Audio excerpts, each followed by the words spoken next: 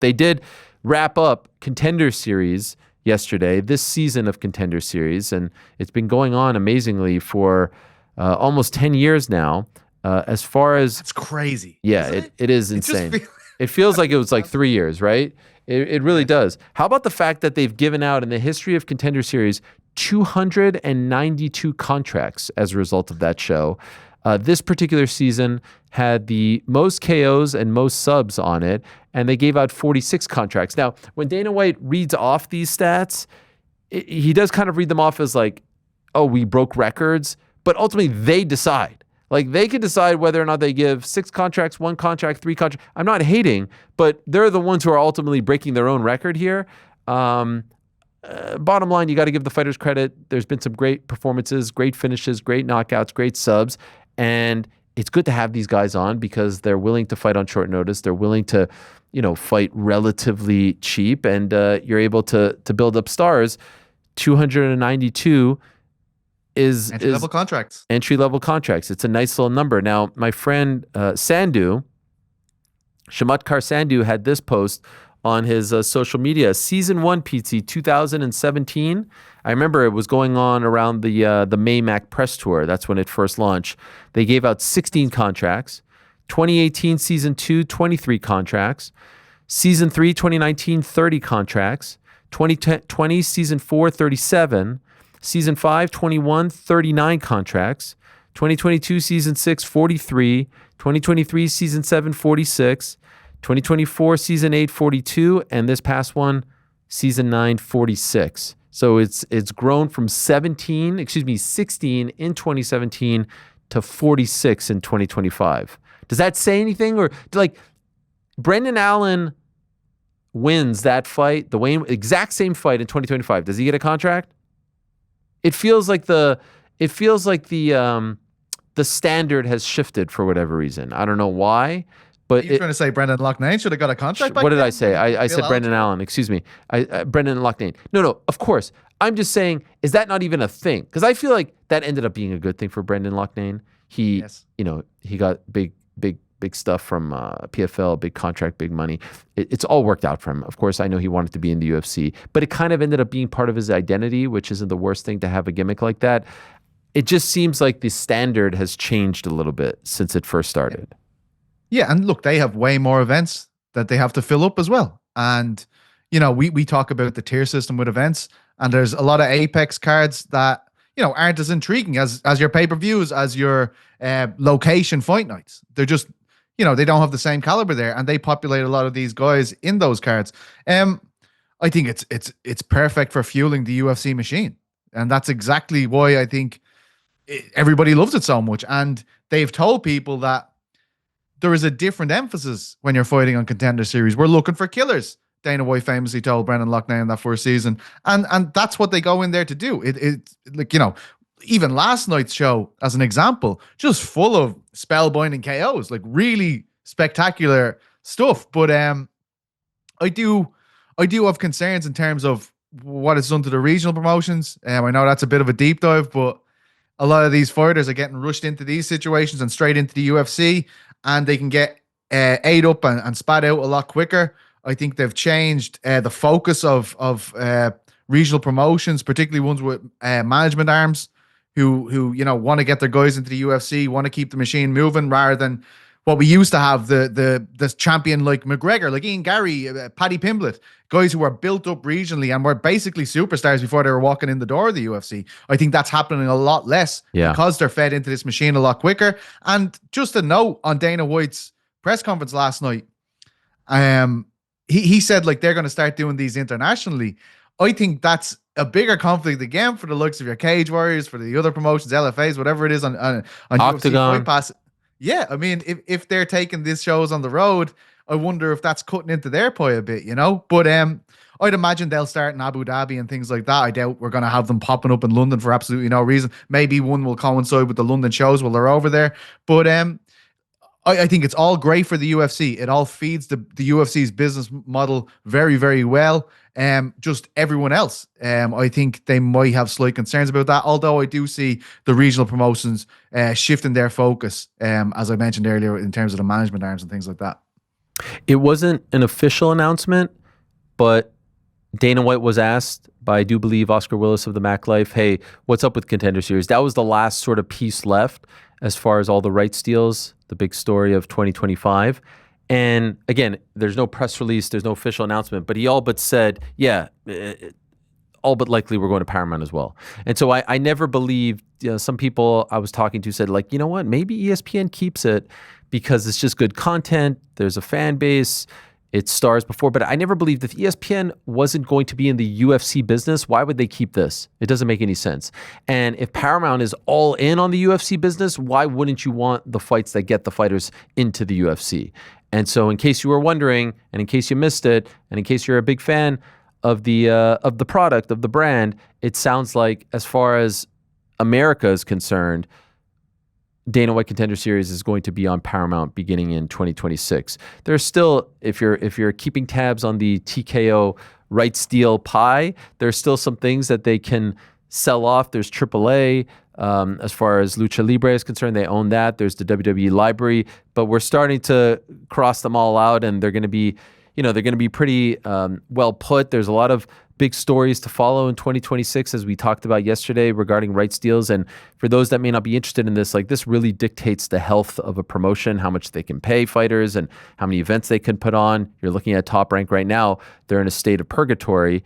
Nothing can happen. They can't put on fights because they don't have a broadcast deal here in America. PFL's deal is up in 2026 at the end of 26. Matchroom's deal is up at the end of 2026 with DAZN as well. I would say those are the two biggest ones.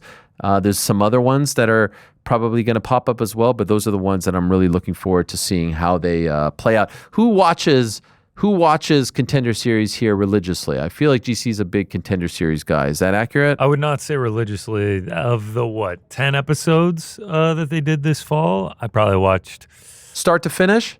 I only watched like 3 of them, but watched some, probably like 7 of the 10, and then like you're seeing clips from all of them. I think the guy was Juan Diaz last night, the dude with the spinning back elbow that like echoed throughout the entire arena. So like I at least keep up on the results and everything like that. Religious is an overstatement. Can I ask? I did see that there was a different play-by-play guy this time, and I didn't recognize him. Did you notice? No. I didn't tune in live last night. I only saw the highlights. Okay. I was just curious if I was at the soccer game. I was curious if you didn't double screen it. You didn't pull it up on the phone. You know what? One AirPod in, opposite side of the kids. Truth be told, Anthony Joshua. Truth be told, awful reception in there. I mean, of all the good things I said, there were so many people. I was gonna say it happens when there's the. I'd say you were furious about that, were you? No, it was tough. You were in the bathroom stall streaming. As we're talking about the consumption of Dana White's Contender Series, yes. Is it not the perfect social media product? Is it not the perfect 2025 social media product?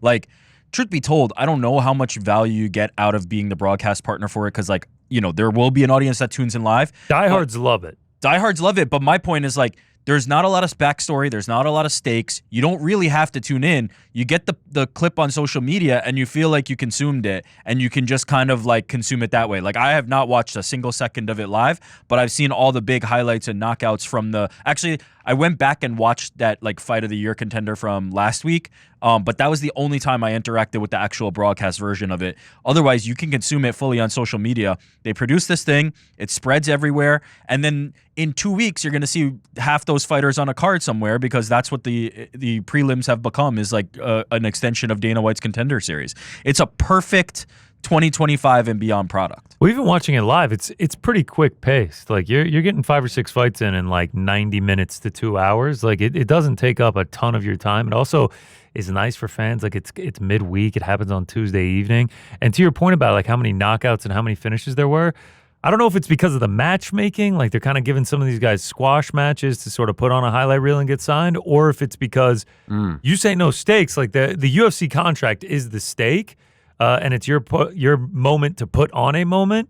I don't know if it's because of the matchmaking or if it's because these guys know that they have to put on a performance or they won't get signed, because it feels like it's a yearly tradition of the first week is kind of shitty and it goes to a lot of decisions, and then the following weeks there's so many finishes. But either way, people love to consume it. PT talked about how it could hurt the regional promotions, and I agree. I talked about how it's kind of the last thing left that they can sell off. I actually messed up. There is still the Ultimate Fighter, which he was not asked about. But the truth is, nothing killed the Ultimate Fighter quicker than Contender Series, and for good reason. It became obsolete once the Contender Series. I've long said, like, I think the Contender Series is a brilliant thing. It's one of the best. The Contender Series and Apex, peanut butter and jelly. They were two of the most brilliant things that the UFC came up with over the past 8 or so years. Apex was built, and Dana said yesterday that they're very close to finishing their renovations, which I'm curious to see how it looks different, what it's all about. Apex was perfect for Contender Series. Contender Series perfect for Apex. You don't need the Ultimate Fighter. You really don't. And it feels like they even pushed the Contender Series guys more than the tough alum once they get to the big show, so to speak. And so I don't know if they're just look. Contender Series, great. It's going to Paramount. That makes all the sense of the world. Do they just throw, tough on there because for some reason Dana White just doesn't want to let it die? I guess I thought it was going to die in the ESPN era. You'll recall the first 2-3 years of the ESPN era, Tough didn't exist. It was pretty much dead, and then all of a sudden it reemerged. I don't think that there is any value in it whatsoever. Maybe overseas, by the way. You want to do it in China? Makes sense. You want to do it in South America? Makes sense.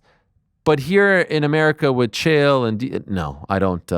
I don't doing a bedside vigil for the Ultimate Fighter for the last decade, and I'd be curious to see how many contracts have come out of those seasons. Because usually, I can remember I was watching it when there's a couple of Irish, Paddy McCurry was in it recently, Arman Shaban, and I was kind of looking into how many of these lads are getting signed.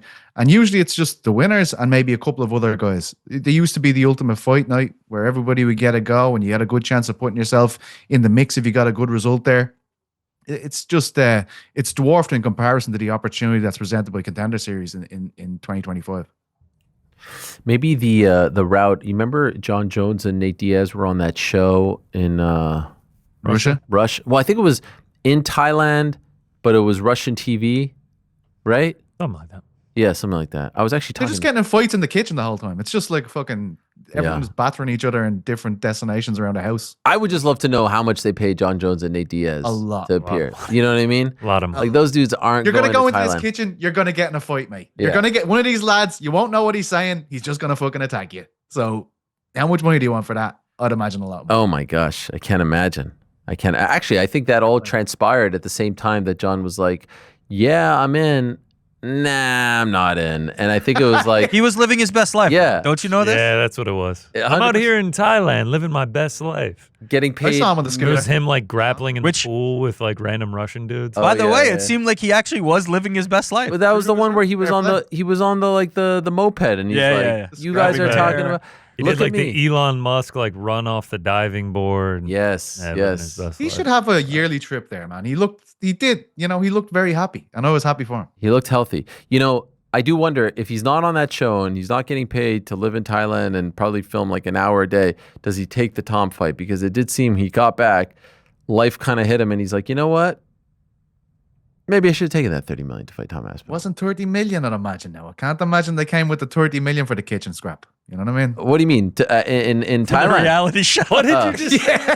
By the way, 30 by million the way, for the kitchen scrap. has PT ever sounded more Irish than was he gonna did say 20 seconds ago? What was that?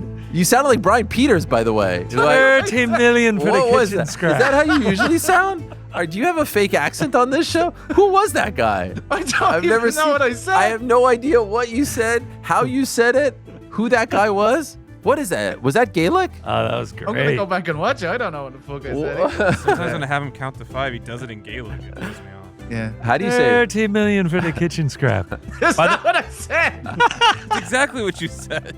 By the way, 30 million Thai baht is about $1 million US. So maybe they offered. Wait, baht. And is he that was what like, you 30 said? million? Absolutely. All right, you just said there. Oh, I have to, you know what I mean? is that how you speak to your parents and stuff? when we're talking about 30 million? No, just Absolutely. like that accent, whatever that was. I don't know what the This poor fuck. Yeah, I just said some words and they hit No, us the it wrong was way, I just- think. I don't know. It was so authentic. Yeah, beautiful. It was authentically Irish. Thanks for watching this video. Before you go, if you haven't already, hit that subscribe button for us. Also, give us a thumbs up, leave a nice comment. These things go a long way. And while you're here, do check out the rest of the channel. We've got live shows and full interviews, clips, and a whole lot more. We're doing big things here, and we appreciate your support very much.